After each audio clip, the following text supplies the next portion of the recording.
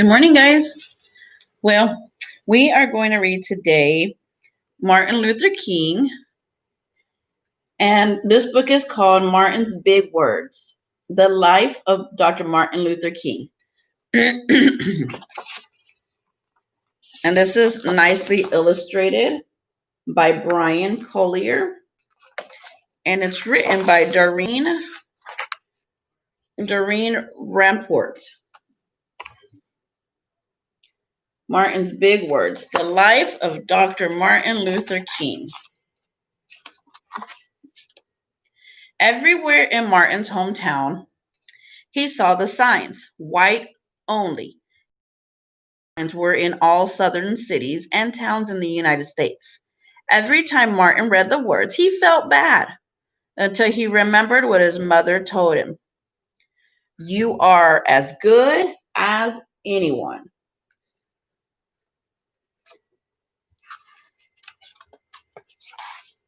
In church, Martin sang hymns. He read from the Bible. He listened to his father preach. These words made him feel good. When I grow up, I'm going to get big words too.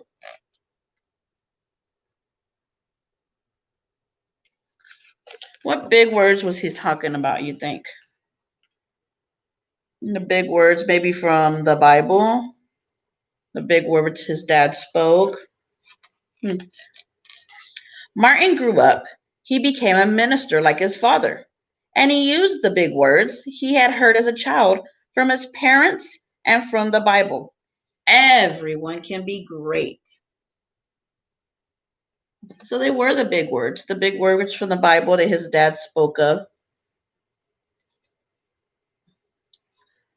Look at the images. Do you see those? The windows, the stained windows?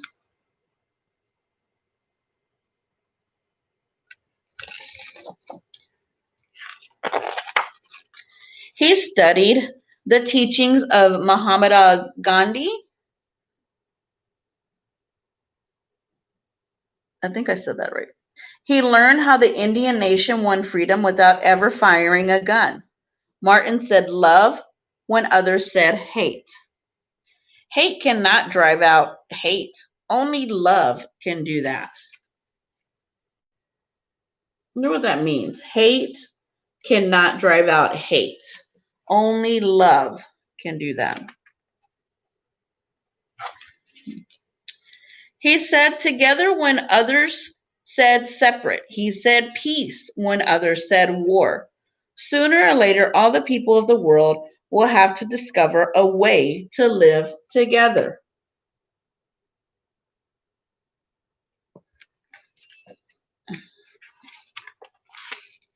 In 1955, on a cold December day in Montgomery, Alabama, Rosa Parks was coming home from work. A white man told her to get up from her seat on the bus so she could sit. She said no and was arrested. Montgomery's black citizens learned of her arrest. It made them angry. They decided not to ride the buses until they could sit anywhere they wanted.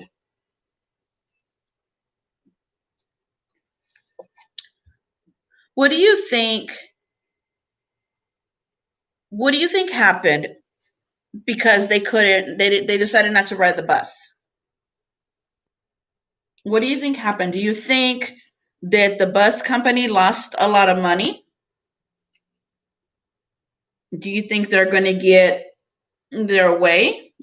That the white people are going to allow the black people to ride and sit wherever they want? Let's see. This light just went off. There we go. For 381 days, they walked to work and school and church. They walked in rain and cold and in blistering heat. Martin walked with them and talked with them and sang with them and prayed with them until the white city leaders had to agree they could sit anywhere they wanted. When the history books are written, someone will say, there lived black people who had the courage to stand up for their rights. So imagine that 381 days that the city did not make money from the black folks because they weren't allowed to ride the bus. Or not that they weren't allowed to ride the bus. They refused to ride the bus. They could ride the bus, but they had to sit in a certain spot. But they refused to ride the bus until they were treated equally. In the next 10 years, Black Americans all over the South protested for equal rights. Martin walked with them and talked with them and sang with them and prayed with them. White ministers told them to stop. Mayors and governors and police chiefs and judges ordered them to stop, but they kept on marching. Wait. For years, I have heard the word wait. We have waited more than 340 years for our rights. That's a long time. 340 years to be treated the way they've been treated. They were jailed and beaten and murdered, but they kept on marching. Some Black Americans wanted to fight back with their fists. Martin convinced them not to by reminding them of the power of love.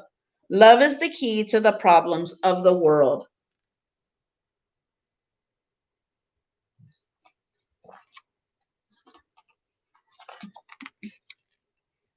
Many white Southerners hated and feared Martin's words.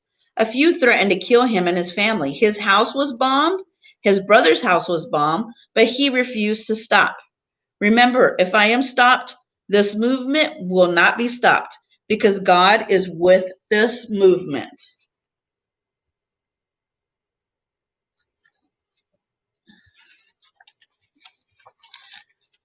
The marches continued. More and more Americans listened to Martin's words. He shared his dreams and filled them with hope. I have a dream that one day in Alabama, little black boys and black girls would join hands with little white boys and white girls as sisters and brothers. After 10 years of protest, the lawmakers in Washington voted to end segregation. The white-only signs in the South came down. What does the word segregation mean?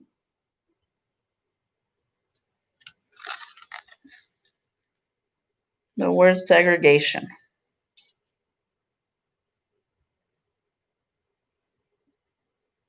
The lawmakers in Washington voted to end segregation.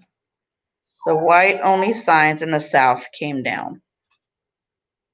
I think segregation means, because they took the white-only signs down, I think it meant that they're going to bring people together.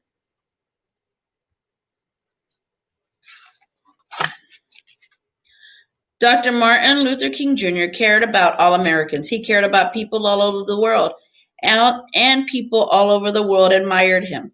In 1964, he won the Nobel Peace Prize. He won it because he taught others to fight with words, not fists. Again, look at all the colors the Illustrator uses.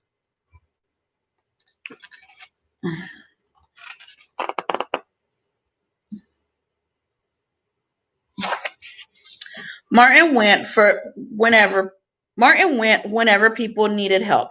In April 1968, he went to Memphis, Tennessee. He went to help garbage collectors who were on strike. He walked with them and talked with them and sang with them and prayed with them.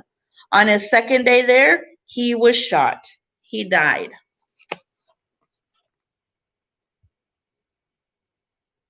Look at Martin Luther King in this picture and look at the windows around him, the stained glass windows.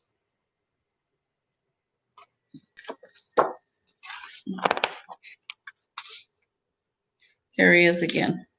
His big words are alive for us today.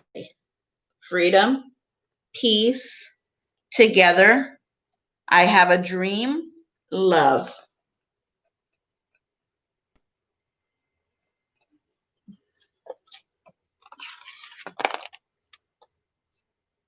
And that's the end of this book. We're going to do some activities with the stained glass windows, as well as an activity with this picture right here. as well as another activity. There was another one.